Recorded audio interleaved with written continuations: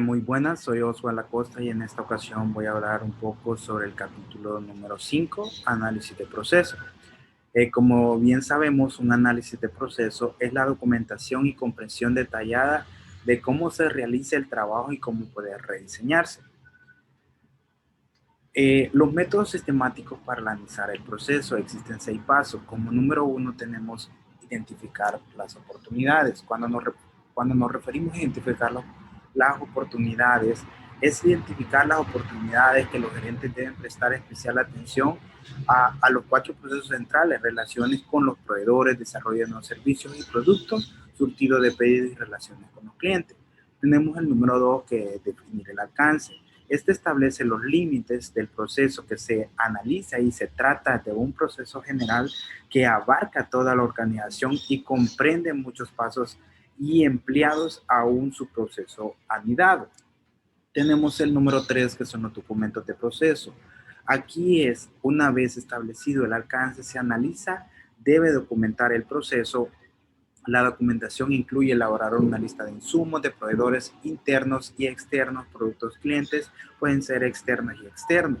La número 4, evaluar el desempeño. Cuando hablamos de evaluar un desempeño, es importante contar con buenas mediciones de desempeño para evaluar el proceso y descubrir cómo mejorarlo. Un sistema de medición consta de mediciones de desempeño que se establecen para un proceso de pasos que contiene. El número 5, tenemos el rediseño del proceso. Cuando hablamos de un rediseño de proceso, sabemos que un análisis cuidadoso del proceso y su desempeño con base a las mediciones seleccionadas propone al descubierto las desconexiones o brechas entre el desempeño real y el deseado. Las causas de las brechas de desempeño pueden ser los pasos ilógicos, faltantes o reflujos que pueden haber ocasionados por indicadores de medición. Y el número 6, la implementación de cambios. La implementación es más que trazar un plan y llevarlo a cabo. Muchos procesos se rediseñan eficazmente, pero jamás llegan a implementarse. Sabemos que la gente se resiste al cambio, siempre lo ha hecho. Es así, ya intentamos eso antes. La participación generalizada en un análisis de proceso esencial no solo es el trabajo supone, sino que también crea compromiso. Es mucho más fácil implementar algo que es parte de una idea propia. El diagrama de flujo, cuando venimos y hablamos de un diagrama de flujo, detalla el flujo de información de clientes, equipos, materiales a través de distintos pasos de proceso. Sabemos que los diagramas de flujos también se conocen con los nombres de mapas de procesos, mapas de relaciones o planes. Los diagramas de flujo no tienen un formato preciso, por lo general se trazan con con cuadros que contienen una breve descripción del paso y con líneas. Aquí estamos viendo un ejemplo detrás de mí, etcétera.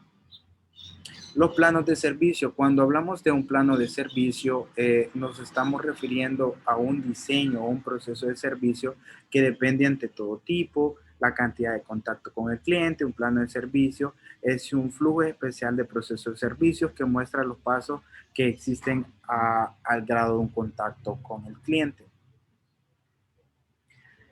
Los gráficos de proceso. Un gráfico de proceso es una forma organizada de comentar todas las actividades que realiza una persona, un grupo de personas, una estación de trabajo, un cliente a trabajar ciertos materiales. Analiza un proceso usando una tabla y proporciona información acerca de cada paso del proceso. A menudo se usa para examinar el fondo del nivel de trabajo. Una persona en un individual, un equipo, un proceso anidado, enfocado, puede tenerse en muchos formatos. Un ejemplo de un gráfico de proceso sería el de un hospital. ¿Va? Aquí tenemos un ejemplo detrás de mí. Y sabemos que los gráficos de proceso, también pueden tener muchos formatos. Aquí hay agrupado las actividades del proceso típico en 5 categorías. Un ejemplo del primero es la operación. Sabemos que en la operación modifica, crea o agrega algo. Un ejemplo sería hacer una perforación con un taladro o atender a un cliente son ejemplos de operaciones. Como número 2 tenemos el transporte, que este mueve de objeto de estudio a un lugar a otro. Algunas veces se llama el manejo de materiales, el objeto de estudio puede ser una persona, un material, herramientas, etcétera. Como entre otras tenemos la inspección, que la inspección revisa, verifica algo sin hacer cambios, obtener opciones de los clientes, revisar si hay manchas en la superficie, evaluar una lectura de temperatura, son algunos ejemplos de inspección. Tenemos el retraso, que este se presenta en cuanto al objeto queda detenido en una espera de una acción posterior, y el almacenamiento, que ocurre cuando algo se guarda para usarse después de algún tiempo. Sistemas de división para la evaluación del desempeño. Sabemos que las mediciones y la información sobre el desempeño completan documentación de un proceso. En las mediciones están representadas por entradas dentro de los círculos. Estas establecen las metas de verificación de crédito. Número 1, todas las verificaciones de crédito se realizan en 24/2. Vamos a poner como punto número 2 que pueden darse más de dos casos en que el proceso se contiene sin la verificación de crédito. Cuando el número de mediciones se vuelve difícil de manejar, otra posibilidad consiste en crear una tabla auxiliar de gráfico. Un ejemplo de ella sería la tabla anterior, el gráfico anterior, el tipo de proceso que estamos manejando. Los gráficos, vamos a hablar sobre el gráfico Pareto o diagramas de causa, que ahorita vamos a ver aquí el gráfico de Pareto o de causa y efecto, ¿va? Sabemos que las mediciones,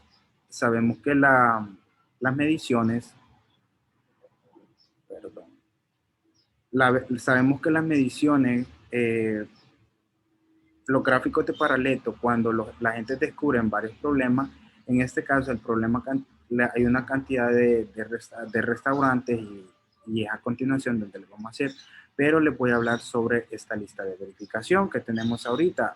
Sabemos que muchas de estas herramientas se crearon con un propósito original de analizar el problema de calidad, pero aplican igualmente bien a toda gama de mediciones de desempeño, una lista de verificación, la recolección de datos que ayuda, la lista de verificación de formularios, etcétera, etcétera. Pero vamos a hablar ahora sobre el gráfico de Pareto. Sabemos que un gráfico de Pareto, como los gerentes descubren varios problemas en el proceso, es necesario atacar y tienen que decidir cuál de ellos deberá atender primero. Entonces, ahí es donde utilizamos el gráfico de Pareto, donde vamos a ver que aquí el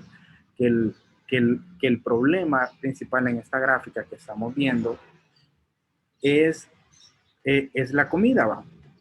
Que es la comida, entonces, que está por acá, que estamos viendo aquí, que es la comida, que es la principal causa del problema que está teniendo el restaurante después. Entonces el gráfico de Pareto es donde nos ayuda, se usa para descubrir el problema más cerca, para darle solución, para atender esa causa. El diagrama de causa y de efecto. Cuando hablamos de un diagrama de causa y efecto, se conoce a veces como un diagrama de espinas de pescado, la principal fecha de desempeño, se rotula como la cabeza de pescado, las categorías más importantes de las posibles causas que representan como las espinas estructurales, y las causas probables específicas aparecen como las espinas menores. Al elaborar, se utiliza un diagrama de causa y efecto, y el analista identifica todas las categorías importantes de las posibles causas del problema. Simulación de procesos. Cuando hablamos de una simulación de procesos, vamos a hablar un poco que la simulación es un acto de reproducir. La simulación de proceso es un acto de reproducir el comportamiento en un proceso usando un modelo que describe cada uno de los pasos. Una vez que se ha desarrollado el modelo, el proceso analista, los cambios de este pueden medir un impacto de ciertos indicadores como el tiempo de la respuesta, las filas de espera, la utilización, los recursos, otras causas por el estilo. Aquí tenemos un ejemplo de ello.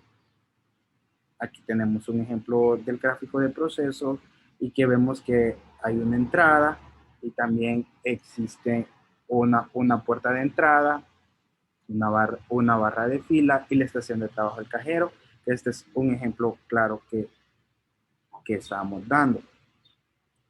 Sabemos que también vamos a hablar un poco sobre el benchmarking. Cuando hablamos sobre el benchmarking,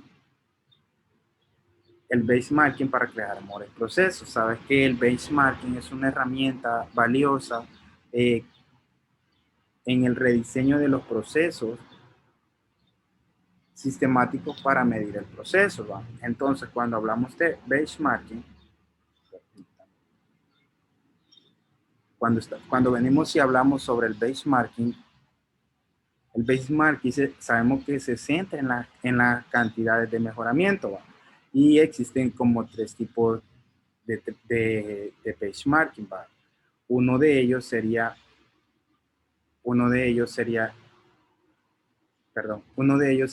el benchmarking comparativo, que se basa en las comparaciones como un competidor directo de la industria. El benchmarking funcional, que también compara áreas como la administración, servicio al cliente, operaciones de ventas con las empresas que sobresalen en cualquier industria. También les voy a hablar un poco sobre el benchmarking interno. Cuando hablamos de algo interno, esto consiste en estudiar una unidad propia o organizada para que tenga desempeño superior y usarla como un parámetro de referencia de las demás unidades. Vamos a hablar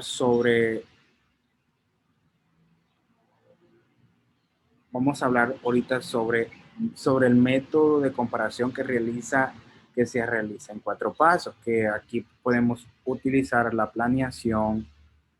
Aquí existe la planeación, el análisis, la integración y la acción. Entonces, vamos a seguir con identificar las claves para administrar los procesos con eficacia. Esto me gusta, si no es la administración, si no se administran los procesos, ¿cómo se administra la empresa? La implementación de un proceso maravillosamente rediseñado es solo el principio del monitoreo y mejoramiento continuo de los procesos. Las metas de medición deben evaluarse constantemente y restablecerse cómo adaptar las necesidades cambiantes.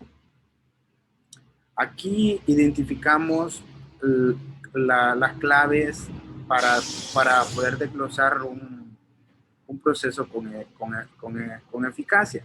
Y número 1, tenemos que identificar el proceso con los recursos implicados, desglosa los procesos de sus diferentes acciones, establece la KPLS, que son aquellas acciones claves del proceso, que la KPLS son indicadores de medidas centrados con un valor de mejora a la eficacia. Analiza los datos y toma las decisiones oportunas, realiza un seguimiento continuo. Entonces, estos son los 5 pasos claves para que el proceso que nosotros estamos creando sea un proceso eficiente. Hay 5 errores que nosotros no debemos de cometer si cometemos estos errores, digamos que el proceso no va a funcionar y no va a ser eficiente. Número 1, vamos a no establecer conexión con los aspectos estratégicos. 2, no lograr que la gente participe de la manera correcta. Número 3, no dar a los equipos del diseño de análisis de proceso una idea clara de la expectativa y de por responsable. Y la número 5, no tomar en consideración el impacto de la gente. Y la número 6, no prestar la atención de la implementación. Como número 7 y la número 1, tenemos que no crear una infraestructura en el mejoramiento continuo de los procesos. Esos son como 7 errores claves que suelen cometerse en una administración. Y entonces esto no puede funcionar un proceso con eficacia. Muchas gracias, es todo de mi parte. Soy Oswald Acosta y para mí